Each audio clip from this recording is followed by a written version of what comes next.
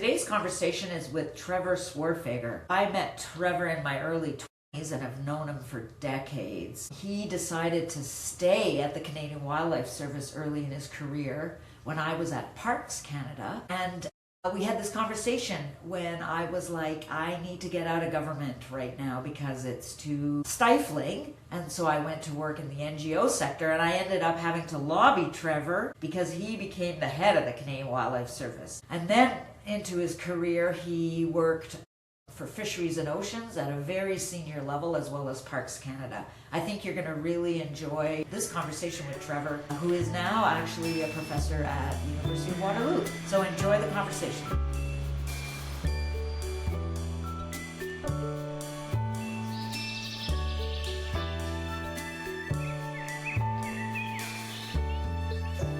I have Professor Trevor Swerdfager here with us today. He has graced us with his time. I have a little bit of a background / bio here that I want to run by you and make sure I have your background correct. You can stop me at any point if I'm missing something. But you attended University of Waterloo and got your bachelor's in environmental science in '85. Environmental studies. Environmental studies. My apologies. They're And important thing for Waterloo. We're the only university in the country that issues a Bachelor of Environmental Studies, actually. right. Okay, I did not know that. And then you did your master's in geography at University of Ottawa, graduated in '88. I did. That's pretty cool. That's a strong start back to back, right? From there is when you started working for Canadian Wildlife Service. Yeah, I started there in June of 1988 as an assessment biologist working in Ontario region of the Wildlife Service. Got you. That's really cool first job to have coming out of your education. But I mean, when you work that hard at your education, I would assume that you want to jump right in, right? Part of it was just pure luck. I don't know if you want me to talk now or do you want to Absolutely. Anytime. That I have my questions written down, but if I'm being completely honest with you, my favorite part about what we're about to do is just that you and I are going to get to have this talk, and I'd rather it be organic than us have to go off of some piece of paper. When I was getting ready to defend my master's thesis at Ottawa U, and I was convinced that a couple of the notes that I had taken from interviews, I did 58 interviews of people as part of my data collection from around the country back at a time when government supported students to travel. For my master's thesis, I went literally from Ottawa to Tuktoyaktuk on the Arctic Ocean. Really? Whitehorse to Vancouver. And I look at it now and I can't believe I was able to do that. Yeah, that's incredible. All with a grant for $5,000, which shows you how far $5,000 you go. But I was writing up my notes and I had some stuff that was attributed to a guy who worked at the National Energy Board in Ottawa, and I was convinced I was wrong. And happily enough, he was in town, so I went along and I saw him. And sure enough, I had transcribed a few things incorrectly, and I fixed up my stuff and so on. And then as I was sort of packing up and getting ready to go out the door, he said, "Oh, have you heard that Hélène Lévesque over at the Canadian Wildlife Service is going on maternity leave?" And I said, "Well, no, I'm not up on those developments." And anyway, it turns out that this woman, Hélène, to whom I'm eternally grateful, was in fact going on mat leave. They had someone lined up to replace her who got a different job. And the guy who used to sit beside my dad in the piano bar in downtown Ottawa, because my dad was a player, turned out he was Hélène's boss. And so I was in the pub listening to my dad play piano. I got talking to this guy beside me. Turns out that he was the boss. And I went in and saw him on Monday, and I got a job. That's so cool. Yeah, I replaced her on contract. And so the first startup for me in terms of work was I had 14 contracts in 17 months because I just kept 1 month. Every now and then it was 2. And I bumped along on contract for a while at the Wildlife Service before I went over and joined the Canadian Wildlife Service headquarters. And that was my first time as a real public servant. I was brought in on what they call a term appointment, and I started working there on co-management and Indigenous involvement in migratory bird management. And then I got involved as well in a habitat program called the Eastern Habitat Joint Venture, and off I went. Wow. That's really cool, actually, because we've talked a lot this semester in our class about career planning and the job application process and the importance of networking. And so, like, one of the questions I was going to ask that we can scrape now is I was going to ask about how you heard about and landed your first job. And so it's pretty cool to know that connections played such an important part. But I think also it's very clear too. I mean, you can have those connections, but if you've put in the work and you have your education behind you and you're prepared to receive an opportunity when it arises, That's probably one of the better ways that you can find yourself in a job Yeah, I position mean, like that. I'm fully aware it sounds like such a cliche, but you have to be ready to seize lucky opportunities. Mm, And if they are truly lucky, and in this case, it was absolute serendipity. There's no doubt about that. But I was ready. yeah, And I went over and was able to jump on it fairly quickly. And the other thing is that particularly when you're in a job that is time bounded, in this case by a contract, you have to be able to deliver. And so a big part of it is yes, to be lucky, but then when you get into the saddle, you got to ride hard. To use really. a corny cliche, but Hey, I'm all for cliches. I want to ask, is there a specific time, place, or memory that you associate with first becoming interested in environmental studies, conservation? I chose my undergrad degree as an opportunity to study the environment, not because I was a real outdoorsy wildlife guy, but my parents connected me with nature when I was really young. We used to go camping in Prince Edward Island National Park every summer. I'm born and raised in Ottawa and drive all the way down there. And I think even though it was what today you'd call glamping, we had a tent trailer and we were by the shore. Yeah. I remember feeling the ocean. I can remember smelling it. I can remember walking around on those red sandstone beaches. And I remember thinking, this is pretty good. As I got into university, I found that a lot of my engagement in environmental issues, I just found myself regularly kind of folding my arms and saying, what we're doing here is stupid. It Yeah. just doesn't make sense. And so I found that my attraction to conservation was as much logic based as opposed to emotion based, and the two kind of came together. And I thought that I was in for a good thing. But for me, probably the biggest sort of turning point in a specific, I think I need to reconceive or reposition myself occurred in southern Alberta. I was out on a field course or field trip rather with a bunch of people who work for conservation organizations, including Ducks Unlimited and the Alberta Conservation Association. And we were standing in this wide open prairie in a place just south of Brooks, Alberta, if you know where that is. You could see they actually were able to measure the horizon was actually 42 kilometers away because of the height of Wow. wind that we were on. It was just breathtaking. And it was towards the end of the day, and I can remember like it was yesterday. I can remember the smell in particular because a lot of Really? native prairie has got a lot of thyme, sage, just like the Simon and Garfunkel song. Right. When it heats up at the end of the day, you can smell it. What I found was that people get out in that environment, they get into that landscape, start looking around, and it's fascinating. I've been to the place now many times since, but people stop talking. They become quite hushed and sort of looking around and absorbing. And what I've always felt is that the land will reach right up through your feet and grab you by the heart and hold you. And I remember kind of going, wow, this has got me. And it showed me that the idea that ranchers in particular, in this case, are somehow not part of the environment and environmentalists and so on. So I was standing there with a bunch of ranchers and I found myself, all of us in this mutual awe of what nature can produce. And this absolute heartfelt conviction that they had to keep and maintain this, but continue to use it. And it switched me from being someone I would describe as very preservation oriented. I came out of university with long hair and a beard. I had two earrings. I kind of looked like you, actually. There you go. And I decided for a little while it was cool to smoke a pipe. So I walked around smoking a pipe, which is a great Yeah. adaptation. You could point to things and so on. But I had it very much that you should draw a line around things and say, there, that's a protected area and so on. And at that place called the Medicine Wheel, just south of Brooks, my view switched. And I moved from being what I would describe as a preservation oriented person to a true conservationist and a term that doesn't roll off the tongue, but a real sustainabilityist. I know that's not a thing, but No, you know what? first time that I I'm really putting got it in a dictionary right now. I'm going to submit a request. first time I got a Sustainabilityist. really good indication of how if you get it right for ranchers and if you get it right for cattle, you get it right for ducks. Because what do cows need? They need grass and they need water. What Right. do ducks need? They need grass and they need water. Yes. If you get the two going together, you get this mutual benefit. And it really changed the way I looked at the world and the way I navigated my career from then on. That's really, really cool. I mean, spoken like a true poet. I'm going to carry that with me, what you said about the land reaching up through your feet and grabbing you by the heart. I hope you don't mind. I'm probably going to use that again. I am deeply connected to nature as well, very similar to you.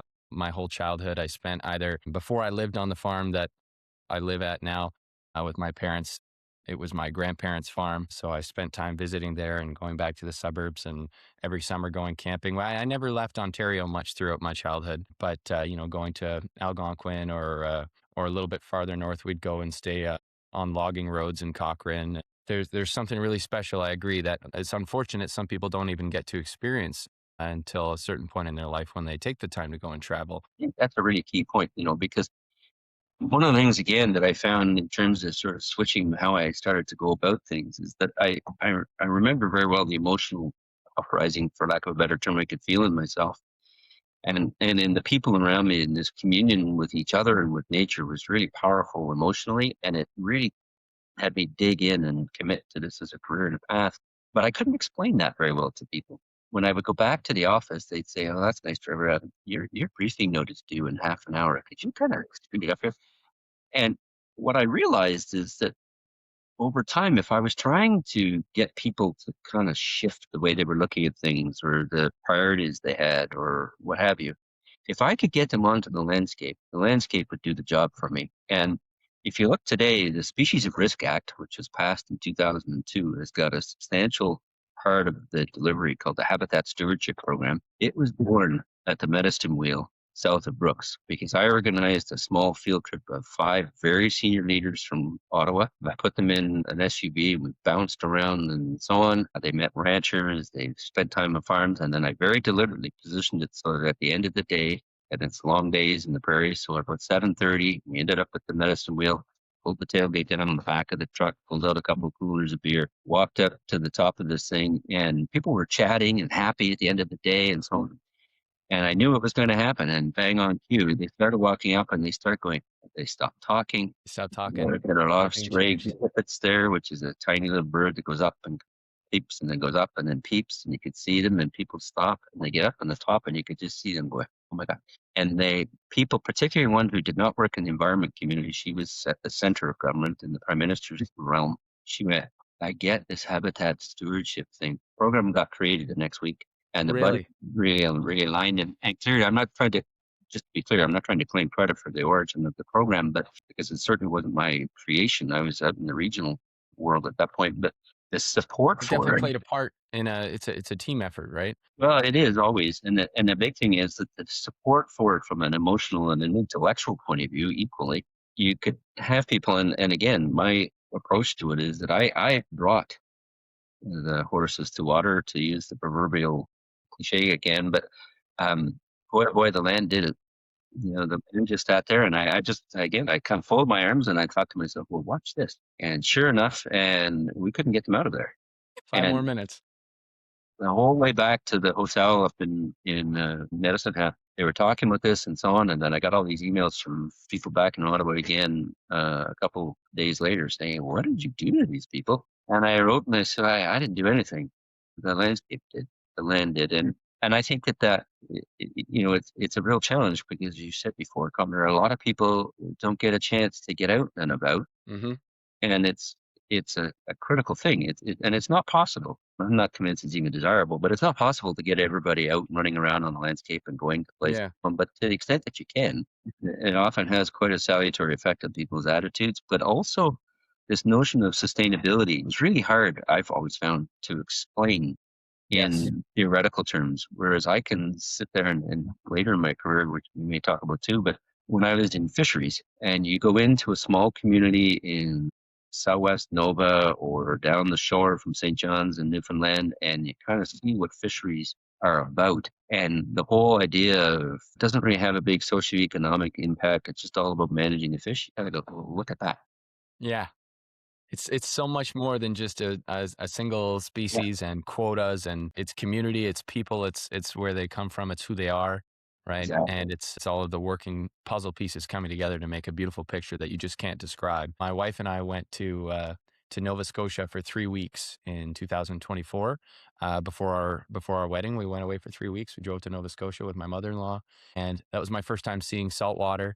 And it was my first time wading through the water, like because I spent my whole childhood, sorry, wading through the creek that runs through my parents' farm and is a tributary to the Grand, and seeing snapping turtles and leopard frogs and all the different muskrats, all the species that I grew up around, and then seeing this whole different universe when I stepped near saltwater and catching crabs instead of crawfish and I can mackerel relate. instead of yellow perch. Like it's a whole nother universe that some people might not ever see. It's one of the things for which I'm extremely grateful for my first career, in that there are no parts of Canada that I have not been to. And I know intellectually there are people who have seen more of our country than I have, but I've never met anyone who has. And that wonderment and glory that you described for your first encounter with saltwater, I can remember my first time seeing saltwater. I can remember my first time seeing tundra in the Arctic. I can remember my first time being deep, deep, deep in the valleys and the Rockies or the Chilcotins or the coastal mountains, and on it goes.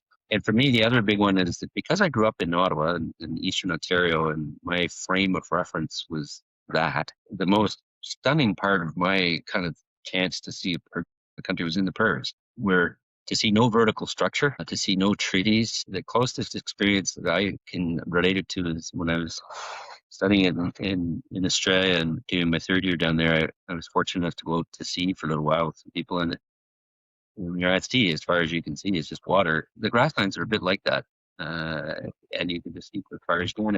This incredible diversity that we have in our country, and Hmm. I've had a chance to see in career number one. I've seen an awful lot of it, and it never, ever, ever ceases to inspire me. And it's the bedrock. So that inspiration that you found, that's what brought you to leadership roles in the Canadian Wildlife Service. You were the head of the Canadian Wildlife Service, yes? Is that the correct definition, or Yeah, the structure of this organization is a little different today, but when I was what's called the Director General of the Canadian Wildlife Director Service, General? and so all of the Wildlife Service nationally and then headquarters reported to me. Right. And I thought that was it. I thought I was 39 when I got appointed to that job. I moved Okay. up quite quickly after some time in a regional office in the prairies and in British Columbia. And I thought, that's it. I'm done. I'm going to do this job for 20 years and retire from here. And for the first 3 or 4 years, there were regularly days where I couldn't believe they were paying me to do this. I just sat there Really? and thought, keep it going, man. And then we got a new person came in at the top of the department, not the organization. And he had a set of values around people and women in particular that were very, very, very different than mine, Okay. and also had a very different attitude towards wildlife and more specifically the wildlife service, and some things that he wanted to do, in my opinion, to the wildlife service as opposed to for it and so on. It was just very different from what I wanted to have happen. And I fought and I lost. I fought the law and the law won. And so my time at the wildlife service did not end in the way that I enjoyed, although I still reflect on it quite positively. I was in the wildlife service for 17 years. Yeah. It taught me a huge amount, and the opportunity and the exposure to people that gave me both in Canada and I spent a lot of time in the United States. It's one of the reasons I'm so distressed by what's happening in the States now. I know Yeah. many, many, many, many absolutely wonderful Americans who are not in the ascendancy right now. But the wildlife service was just an utterly fantastic place to be. There was a big esprit de corps. We had a lot of little symbols and logos. I still have a mouse pad with the CWS logo on it and all that kind There of you stuff. go. You probably can't see it off camera. I had a duck on the top of my bookshelf there. Yeah. It never leaves you. I really liked it. So yeah, I became the head of the wildlife service, and for a good run of time, it was fantastic. Absolutely. Yeah. Um, just kind of piggybacking off of that, in as much detail as you can disclose without, like, obviously I don't need to know everything, but I feel like there's definitely something for students, especially to learn here, just in the aspect of what does environmental decision making at the federal level look like behind the scenes? Because we get what's in the media and we get a little bit of the research side of things, but what does the decision making process actually look like behind the scenes? So I've given, ironically enough, in what I think of as career number two as a university type person. I've been thinking a lot about how government decision making works, and I think that part of the answer to your question is, first, it's important always to understand what the nature of environmental decision making is. It ranges from very tiny, specific, individually trivial decisions. You're going to get a permit to hunt or not. We're going to allow a dock to be extended into the river or not, and on it goes through to massive decisions that Parliament makes around, we're going to pass a law or change a law or not. And understanding how government works requires an appreciation of the full scope of what government does, from that very picky and trivial thing through to annual hunting regulations or listings under the Canadian Environmental Protection Act in a routine kind of way, or out into big decisions around impact assessment, for example, on yes to a pipeline or no, or to a wind Right. farm or no, and so on. And so I would say that what happens behind the scenes depends a lot on what level in that pyramid or hierarchy you're talking about. In things that I would describe as very much sort of run the machine kind of thing, people like me and bureaucrats have almost complete say. It's a very technical oriented organization at the federal level in most provinces too. Science and science-based knowledge plays by far and away the biggest role. People worry about what stakeholders think and do, and they talk to them and so on. But at the end of the day, those decisions are made mostly in-house and really run by technocrats in a way that I think is pretty good. As you move more into things that have policy implications, quite rightly, at least in my view, policy people, both in the bureaucratic sense, but also in the political sense, become more involved. And when you're making decisions, say, to pass a new regulation, which affects literally the entire country, I've always felt, still feel, that people who were elected are the ones that have a mandate to do that, not me. And so decision making starts to involve the policy and political world a little more as you move into more high impact and more active engagement type decisions. Right. And so now, if you're a bureaucrat, say in the Canadian Wildlife Service, or elsewhere in Environment Canada, well, anywhere, now you're engaging your fellow departments more, you're engaging people in what we call the center of government and finance and in charge of board and privy council office and so on. And the complexity starts to really shoot up. And the range of factors you consider widens substantially. And many environmentalists, at least in my experience, either don't understand that or just don't agree with it. And they're going to say, why don't people just follow the science or something like that? That's not how government works. Yeah.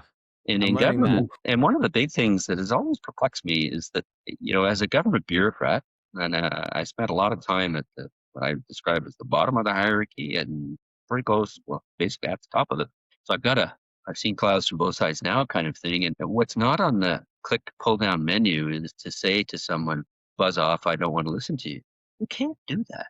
Government, and at least in our country anyway, government is not just for a certain set of people who happen to get elected. It's for everybody. And so you have to at least sort of think about, well, okay, even if I'm completely ignore Connor and think he's just out to lunch and so on, you still have to actually give that some thought and to consider that. And so the range of factors you consider in government is quite wide. And so there's a fairly diverse and substantial stew bubbling around behind the scenes pretty much all the time, and people who work with blinkers on don't do well. Right. People who are, why don't we do blah, blah, blah, because there's a science study saying that, they don't thrive in that scenario. We talk a lot about the social political aspects of environmental issues and, weighing in not just the science behind things or the spiritual aspects of things like what you and I talked about with the connection to land and landscape, but then also accepting the ways in which we are tethered to capitalism, the ways in which we are tethered to debts that we have, and how all of those things, get piled into one another and have to all be taken into consideration. When I was in first year and second year of my undergrad, I wrote a lot of papers that were very single track, and like you said, with the blinders on, like I found this study that says this, I found this study that says this, I found this study that says this, we should change policy for this reason to be just like this. And then there's no, okay, but how do we make that happen? Right. And I'm certain that in your time with the Canadian Wildlife Service and in Fisheries and Oceans and Parks Canada, there's probably been lots of different times where you had to take into consideration more than just the upfront value. And when I was stationed in Edmonton, the Canadian Wildlife Service, I got heavily involved in environmental impact assessment. One of the projects we were looking at was to assess a coal mine called the Cheviot mine, which is going to be built just outside of Jasper National Park. And the major processing facility was going to be at the headwaters of three of these sort of mountain streams and tributary type arrangements. They were prime habitat for the harlequin duck. And the harlequin duck is a very dramatic duck. It's called harlequin because it's multicolored. It's a beautiful bird. Ducks ever. Strange enough, they're predominantly sea ducks that spend, in this case, most of the time in the Pacific, but they nest in the Rocky Mountains. And so I went and I had a whole pile of people involved, and we had this testimony we were going to do at this hearing, and it was in Hinton, Alberta. And so we had all our stuff done in a way that you probably couldn't imagine because you're too young, but we actually had plastic acetates that we were going to put on an overhead projector and so on, because PowerPoint didn't exist. And so we're off, and I had maps, and I had a really, really good case built for why this particular structure should not go there. And I knew what I was talking about. And to this day, I still agree with what I said was right. But we went down from Edmonton to Hinton, which is about halfway between Edmonton and Jasper. We go into this big room, and it was Family Day. And that it was a public holiday, had just started in Alberta. And the federal government doesn't get it. And they don't get a family day. And so we were working that day, and the panel was federally mandated. So it continued its business. Normally, with this assessment process, in the audience would be 8 or 10 people, maybe a local journalist for the weekly paper or something like that. But they booked this great big hall just in case anybody ever wanted to come. So I get in there and I trundle in, and I'm expecting 8 or 10 people to be there, and I was all set, and I had on a tie, which was a new thing for me, and so on. And I pull up my stuff, and I walk in, and I go, "What the hell?" The room was full. Nobody there. Oh, it was full. There were approximately 400 people in there, and they had gotten together in the local community. And because they all had a stat holiday, they weren't going to work. And of the 400 people, about 350, including little kids through to older people and so on, were wearing shirts that had a big picture of a bighorn sheep, and it said on the top, "I support the Cheviot mine for me and my family." My goodness. And I'm sitting up there going, and I'm really concerned about the Harlequin duck. And Yeah. and so I continued my thing. I Yeah. did my pitch, and I still to this day kind of pat myself on the back, so to speak, for being able to continue. But boy, did it ever make an impact on me. Because what Yeah. I realized, what I was doing was I was influencing people's lives, people's families, people's livelihoods, and it didn't cause me to shift my view on the mine. It caused me to shift my view about how you relate to people and how you make Right. decisions inside government and the factors that you balance. And never again after that did I ever sort of say, "Oh, industry, they're out to lunch," or "I don't care Yeah. what people say. I'm focused on the science," or quote, "the right thing to do." Every single time I'd be in a case where I found myself taking what I sort of perceived to be a hardline thing, I'd sit there and I'd say to myself, "What about the Cheviot mine people? What would they say about this?" I never Right. lost that. And to this day, I spent a lot of time in my classes talking about this sort of thing. And the assignment I have in the class that I do this year is an environmental impact assessment course. And the final assignment, the students have to produce a recommendation in favor of a project. Mm. Hate it. They're in an environmental studies program. They all go, "I'm not doing that. I'm not in favor of the project." What I'm forcing them to do is to go and walk a mile in the other person's shoes and sit on the other side of the issue and think it through from their point of view, because that's how the world works. And if you take a myopic, "I know what's right," uh, then maybe you're from Toronto. I can't stand the city. I don't like it in Toronto. I know I'm on camera. The Maple Leafs fan. Sorry, cuff me. I don't like Toronto. I like fishing in Lake Ontario, but you can only eat a single salmon per month if you want to live. Yeah, that's really valuable information, actually, and I think that's really going to help our podcast a lot, because students who are aspiring to work in the field, especially, I feel like of everything that you've said so far, I feel like that's one of the biggest takeaways for me personally that I'm going to be hanging on to is the importance of being able to see both sides in every situation. And I feel like, especially when you're working in government and in public service, that is probably the only way really to be successful, is to not see things as one way or the other. Otherwise, you might just end up working against the people who share your country with you. Yeah, and I agree with that. The other thing I'd underline is that if you spend time with political people, the people who are elected or their immediate political staff, which is what, if you become an assistant deputy minister, which is what I was in fisheries for 9 years, you spend, give or take, maybe a third of your time with people who are elected or directly report to elected people. And the esteem that people in Canada have for their politicians is generally quite low. In my experience, anyway, most people think politicians are stupid, that they don't care, that they've just showed up for the money, which is always an amazing thing for me, because most of them take a massive pay cut to go into politics, and that they don't have any sense of commitment to the organization and so on. And that doesn't align with my experience. I've spent countless hours with ministers, with members of parliament, federal and provincial. I've appeared as a witness, expert witness in parliamentary committee over 50 times. I've spent a lot of time with political folks, and for sure, there are some people who I wouldn't necessarily walk across the street to say hi to again, but not too many. And what they tend to bring to the game is some intense, passionate commitment for whatever their particular cause is that drove them into politics. Right. They believe in things. They really distill an awful lot. And I've sat literally shoulder to shoulder with many ministers as they're receiving briefings from people or arguments and so on. And I never was and never will be a minister, but I've spent a lot of time, if not in their shoes, maybe sharing one. Right. And they've got to balance a lot of that stuff. They've got to think all that through. And our job as public servants is to give them our best professional advice and to say, if you do this, here's a consequence. If you do that, there's a consequence. I recommend you pick door number 2, but if you don't, here's what you'll be dealing with. And they've got an awful lot to sort of work their way through. Is it always clear and rational and so on? No. I've seen some decisions that were taken for purely political reasons that I did not agree with and I felt quite uncomfortable with, but not too often. Some of my colleagues and I have all had to do student-led lectures over the past few weeks. So our professor takes a bit of a backseat and lets us lead the lecture.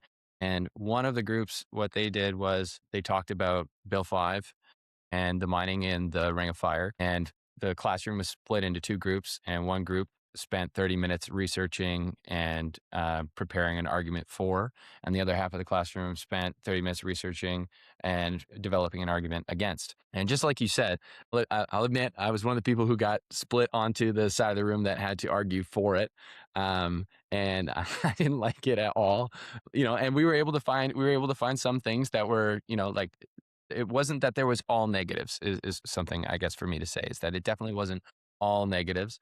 Then I also definitely, there was a lot of things that I disagree with. But I know that whatever stance I take in any situation of life, the best thing to do is to remain open-minded to new ideas as they come, because you're never going to know everything, right? But what I wanted to ask you is knowing that you're like somebody with your experience and your knowledge and your expertise, I'm just curious if you're willing to at all speak on the passing of Bill 5, because you talked to me about the Species at Risk Act, and what I mean, I know about the Species at Risk Act and what a wonderful thing it has been and what it has done, and the passing of Bill 5 has augmented that in a way that I'm not sure I know how to sit comfortably with. And I mean, maybe you could provide advice to myself or other students who are feeling a little bit confused or don't know how to feel about such a dramatic change like that. So I guess I'd say a couple of things. First of all, the bill is no longer a bill; it's an act. I forget what they called it. One of the things Doug Ford likes to do is name his acts like an American, Refreshing Ontario's Economy Act or something like that. Okay. And so, people latch on to the bill as the nomenclature, but once it's passed, it's no longer a bill. Right. So it's an act now. Yeah, and so for me, I go back to one of my core principles about being a public servant as opposed to a broader context, and that is they got elected, not me. Mm. And so a big part of the people internal to the system, a few of whom I know, were advising the government not to do this, that this is going to set back conservation, it's going to set back protection and so on. And the government basically said, well, we got elected, not you, and here's what we're going to do. And so the bureaucrats lined up around the mission they were given. They produced an act that met the goals and interests of the political leadership, and off we went. So it's democracy at work. And I think that even though many people, I'm one of them, don't celebrate the result of this particular instance, it is, to me, important always to sort of say, in our country and in this province, you can at least say, for better, for worse, in my opinion, for worse this time, but for better or for worse, you do see democracy at work. And that suggests to me that it can work again in the other direction. Because I think what they've done is they've, in essence, said, not just with respect to the Ontario Endangered Species Act, but with respect to other things, we have built this very complicated matrix or lattice work of rules and regulations and policies that individually were probably quite wise and good, cumulatively have become quite a block to development of any kind. And so this whole theory and approach of abundance, which is pushed heavily by Ezra Klein and Derek Thompson in the book called Abundance, talks about this notion of freeing government and becoming more abundant and focusing on how we build more and so on. And you see the Carney government moving in the same direction. A big part of it is to sort of free ourselves, if you will, from this regulatory morass that's been built. And rather than trying to fix it, which is intellectually demanding and heavy lifting, they basically said, we're just going to go around it.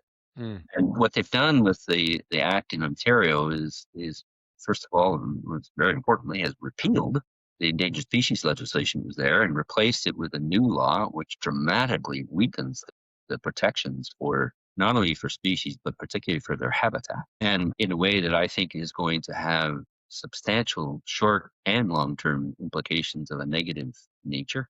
And then with this creation of these special economic zones so that they can go and do things, say, in the Ring of Fire area without obeying or adhering to the regulatory provisions that have been built over the years, they've essentially just sort of said, we're just doing this, we're creating a bypass. And so it's to me, the metaphor that I've kind of had in my head for a while is it's kind of like, when you're coming from Ottawa towards Waterloo, which I do fairly often. I have a house in Ottawa and a house in Waterloo. And I love the 407 because I can just go around Toronto. It's a really nice bypass because they haven't fixed the system in the city. Instead, you just go around it. And I think what's happening in a regulatory and environmental frame is you kind of come hurtling down the highway and you go, oh my gosh, this is really complicated, dramatic, consult with people and do all these things and so on. I think we'll just go around.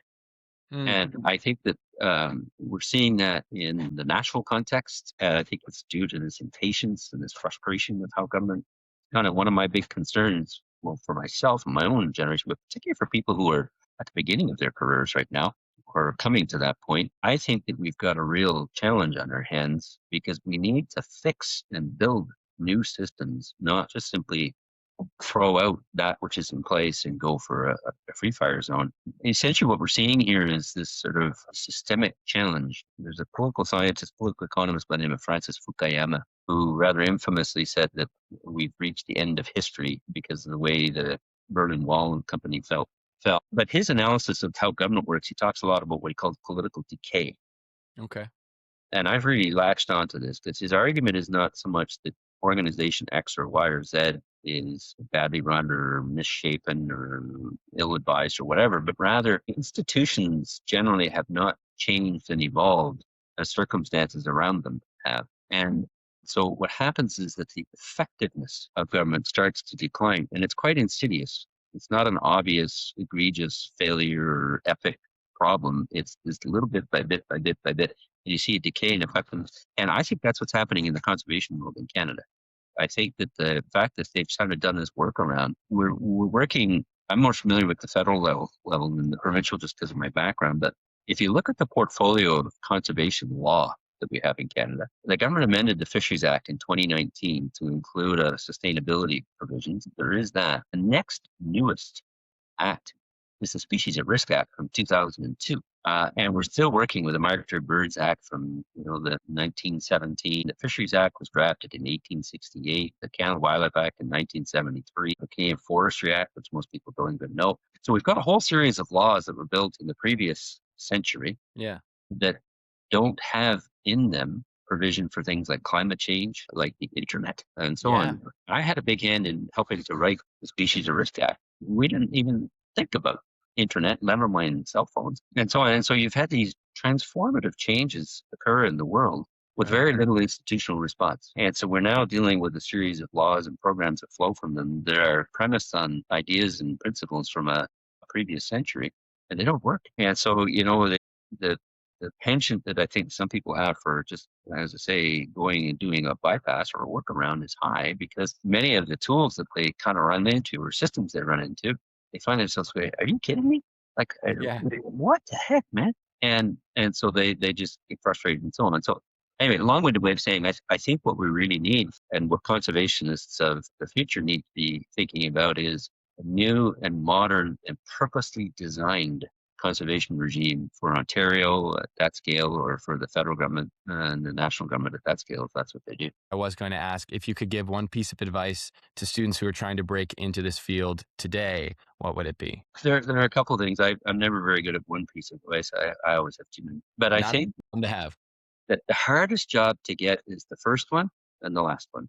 If you are interested in hierarchical progression, moving up is difficult, but particularly to get the top. And then, so there's a whole series of steps in there, but getting in and getting going is really, really, really difficult. And so part one of any response that I give students or anyone else who asks me is easy for me to say, hard for you to do, but try very hard not to be discouraged. It's going to be difficult. And the proverbial hard things are hard is getting the first job is difficult, but within reason. My advice is always take whatever job you can get. Don't allow yourself to sort of go, well, this is not my ideal job and so on. Within reason, take it. Because once you're into whatever system and so on, then you can branch from there. And the best time to be looking for a job is when you already have one. Mm, And one that, particularly if you kind of like it, then you're not in desperation mode. So do whatever you can to get in. And a big part of that, as we talked about earlier, is network, network, network, network. And most people find that very difficult. To right. cold call somebody, particularly if they're 25 or 30 years older than you, and to say, please, that's difficult. But the more you spend time networking with people and, you tell two friends and they tell two friends and off you go, I think the better. The other big thing from the point of view of sort of how do I make once I get in somewhere and have some degree of progression, a big part of it is I always say to people, try to become the master of something. Mm, Become really, really good at, pick a topic. In my case, just to use it as an example, but when I first started, for a little while, I could fake it that I was a lawyer because I really liked court decisions. It's kind of a weird thing, but I became a real expert on Aboriginal law and particular treaty rights and so on. And I got really, really good at it. And so people would come to me and ask me stuff that had nothing to do with my job. And I never tried to pass myself off as offering legal advice, but I got really good at interpreting what we're trying to do and relating that to the law and how you deal with mm, lawyers. Strange enough, at one point too, I had a bit of an injury I was dealing with when I was at home for a long time or for a while, and I got really good at writing job descriptions, which is the ultimate boring task in government. It is miserable, but I got really good at it. And so people started coming to me. And if you develop some kind of area of expertise that you study and understand deeply, whether it's yeah. tied to your educational background, people will come to you and you develop some credibility and it allows you to move to other things, which I think is important. The other big thing around all of that is to be able to say, I have some sense of a line of travel that I want to go to. I find it's rare. It's not zero, but it's rare that I encounter a person under 30 years old. And if I say to them, so Connor, what do you want to do? What kind of job do you want? Most people will start telling me what they don't want. Well, I don't want a job that's, going to be too much at the desk. And they tell me, and I say, well, that's nice. That's not what I asked you. What do you want? And I always encourage people to try and create an image of in their head of the ideal characteristics that I want from a job are these 7 or 8 things. And then you go and try and find, to the extent that you can, jobs that match that rather than the other way around. Right. The only job I regret taking, I changed jobs 18 times in the federal public service, and the only one I regret was the last one. I moved up to be the senior vice president of operations in Parks Canada. I was the second in command of the whole organization. And I thought it'd be a really cool job, but also there'd be more stripes on my shoulder. There was a substantial pay raise and a whole variety of things.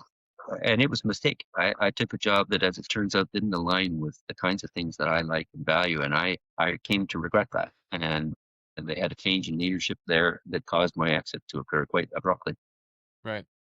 And it's because I kind of lost sight of my own advice, so to speak, to try and find this kind of job that matches up with what you want.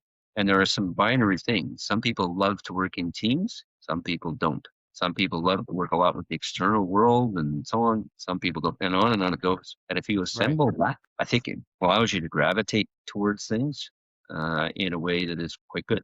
The job I have now as a university professor really appeals to a lot of my desire to think and write about things, to have a chance to do what I'm doing now, which is to talk to young people who I really enjoy being with. Inspire the next generation. Absolutely. Try and I also have a very substantial give back sense. The career in this field that I'm in has been very, very good to me and to my family, and I'm trying my best to give back to it, and in particular to people who are early in their careers, because that's when it's really, really difficult. But many parts of this job I absolutely love. The one big hole in the middle of it, I love working in teams. My comfort place is to be in a team, particularly if I'm leading it. I really admit I like being the boss, but I love it when the team does blah blah blah blah blah. And in government, everything, no exceptions, everything you do is with a team. You never ever ever work alone. Some people don't like, but I love it. The university world is not like that. Prof is a much more solitary job, and so you never get everything you want. But my point is that if you kind of shape out, here's my ideal position, and do your best to search for jobs that match your ideal. You will never get them all, but you can get some. And I think that tends to work out pretty well. Just the one statistic in itself, you changed positions 8. There's so many people in my inner circle who are so nervous to be going into the workforce out of school because they're like, I don't know what I want to do for the rest of my life. I can't wait to show them this podcast. Yeah. You know what I mean? Because it's clearly not, it's not so, It's not point A really to good. point B. It's Think about what I was talking about a little bit ago, where my career I wanted to work in government. I knew that, and I wanted to get going. But a big part of my starting point got launched because I made a mistake in taking my notes on my master's thesis, because I bumped into a guy who knew someone was pregnant, and because my dad played piano in a bar with the guy who ran part of the Wild Insurance. Those two things came together. What? Like Yeah. that is just the most random. And I could put a lineup of my colleagues of my age, and they've all got some kind of, for lack of a better term, Christian story like that. Yeah. The notion that there's this linear kind of thing. One of the really key things in that storyline, and again, it's hard to say in a way that doesn't sound patronizing, but a big part of what one needs in those career type things is resilience. Bad things happen in careers. You encounter, in my case, the time I was talking about in the Canadian Wildlife Service, where I got to the top and I thought, and so on, and I encountered a racist, chauvinist boss who was just a really unpleasant person. That wasn't my fault. And I had the opportunity to wilt and to sort of just go sit in the corner, and it would be pretty easy to survive that. I could have taken a survival strategy and just kind of pulled back from some of the things and so on. I didn't do that, and I suffered for it.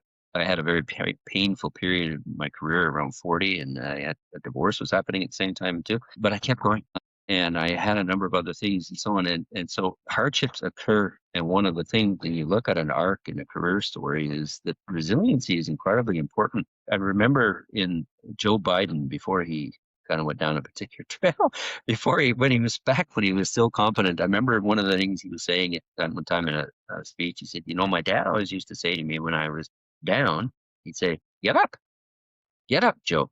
And he was using that as a story to keep going because he had so much hardship in his life, with his son dying and a whole variety of things and so on.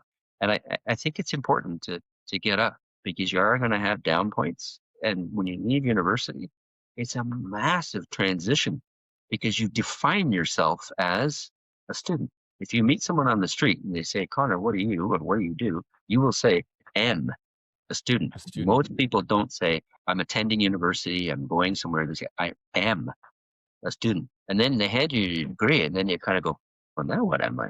I'm not a student anymore. I don't know what I am. Right. So you've got this enormous transition, and it's very difficult, and there's a bit of trough, but you keep going and we'll get there.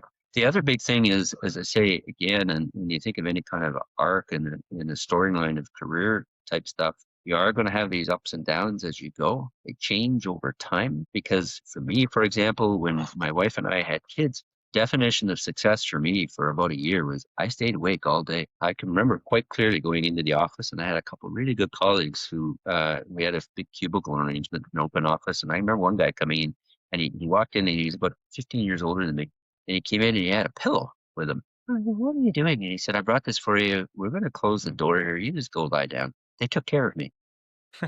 And I would go and have a little snooze in the office in the afternoon. There was a bunch of people, a bunch of men actually sort of said, this was before we had paternity leave. Right. Because after my son was born, I took 3 days off. And so my point is, success for a little while is stay awake all day. Right. Other times it's I want to move up and so on. There's a variety of things as you go along in there that I think really matter an awful lot. And continuing that progress along. And ultimately what will really carry the day for people, I believe, in the sustainability and the environmental field is that thing I talked about before, where you have to do a job that you feel you can connect to emotionally. You got to be doing things. If you don't love it, you got to really like it a lot. And so for me, anytime I felt that I was doing things that were going to ultimately make nature better, make Canada better, make communities better, and so on, I could put up with a lot of crap if I kind of had it in my head that good things were going to happen. I got offered a job at one point to go and run a big computer system over at Service Canada, which issues all of the checks for welfare and old age security and a variety of things and so on. And it would have been a great job for me developmentally. It would have been a chance to brush up on my French and learn a whole set of new skills. And I thought hard about it, and I sat there and I thought, yeah, but I would hate going to work every day. I'd be bored off my face knowing I was going to get better and so on, but I don't want to do that. You have to work on things that speak to your heart first, I think. And to go back to that thing, when nature for me is a big motivator, I think often of my spirit as like a big bucket of water, and it's got a tap, stuff pouring in at the top, and it's got a hole in the bottom. And there's always stuff draining out, all of the Right. stuff we have to deal with in the world and so on. And, your spirit sort of ebbs and flows. The level in the bucket goes up and down. Sometimes it gets really low and so on. For me, my kids, I have 3 kids that are just the joy of my life. They pour a lot back into my bucket. And now I have 2 little granddaughters who pour even more in. But the other big source of stuff going in is nature. And every time I'm feeling kind of, I can go and stand, and it doesn't need to be great. I can go and stand in an urban park, or I can stand at the top of a mountain. Nature just lifts me back up.